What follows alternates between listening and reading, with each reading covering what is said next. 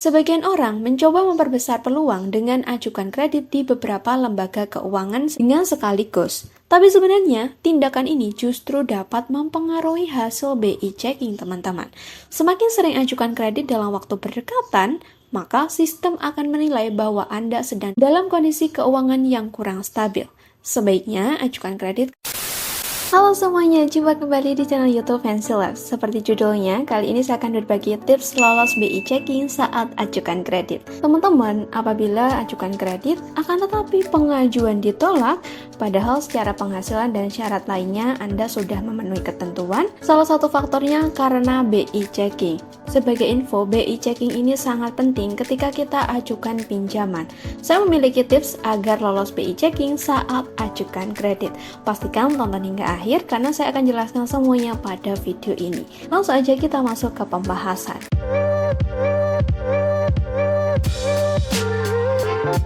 Sebelumnya, perlu diketahui, BI checking ini merupakan riwayat kredit kita yang mencerminkan apakah selama ini memiliki kewajiban kredit yang lancar, macet, atau bahkan pernah menunggak dalam waktu lama.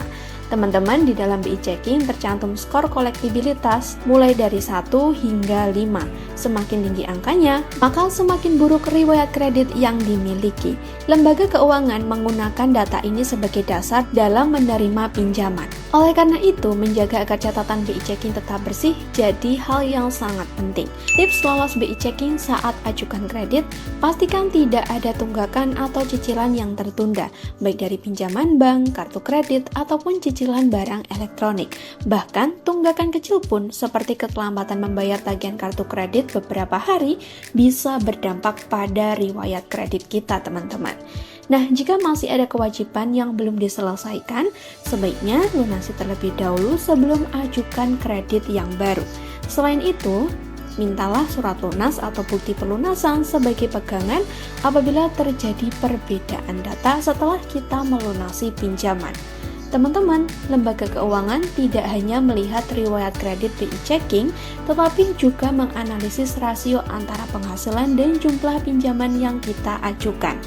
Jika jumlah cicilan terlalu tinggi dibandingkan pendapatan bulanan, maka kemungkinan permohonan pinjaman langsung ditolak meskipun BI checking dalam riwayat yang baik. Oleh karena itu, sesuaikan nominal pinjaman dengan kondisi keuangan yang realistis. Teman-teman, sebaiknya total cicilan per bulan tidak melebihi 30-40% dari penghasilan tetap. Sebagian orang mencoba memperbesar peluang dengan ajukan kredit di beberapa lembaga keuangan dengan sekaligus. Tapi sebenarnya, tindakan ini justru dapat mempengaruhi hasil BI checking, teman-teman. Semakin sering ajukan kredit dalam waktu berdekatan, maka sistem akan menilai bahwa Anda sedang dalam kondisi keuangan yang kurang stabil. Sebaiknya ajukan kredit ke satu lembaga dengan persiapan dokumen yang lengkap dan kondisi keuangan yang baik. Ini akan lebih meningkatkan peluang untuk disetujui. Teman-teman, saat ini Anda sudah bisa mengakses riwayat kredit melalui layanan Slick OJK. Gunakan fasilitas ini untuk cek status kolektibilitas secara berkala. Dengan begitu, jika ditemukan kesalahan atau data yang belum diperbarui, kita bisa segera mengklarifikasi dan memperbaiki sebelum ajukan kredit yang baru. BI checking bukanlah sesuatu yang harus ditakuti, melainkan jadi indikator penting bagi perbankan dalam menilai seberapa baik tanggung jawab finansial kita. Dengan jaga disiplin membayar, pahami kondisi keuangan secara objektif, serta lakukan pengecekan rutin terhadap data di Slick OJK. Proses pengajuan kredit bisa berjalan dengan lancar. Oke deh, itu dia merupakan tips lolos BI checking saat ajukan kredit. Apabila ada hal yang kurang dipahami, langsung aja komen di bawah. Tekan like jika suka video ini serta bagikan kepada teman-teman yang membutuhkan info terkait. Jumpa lagi di video berikutnya.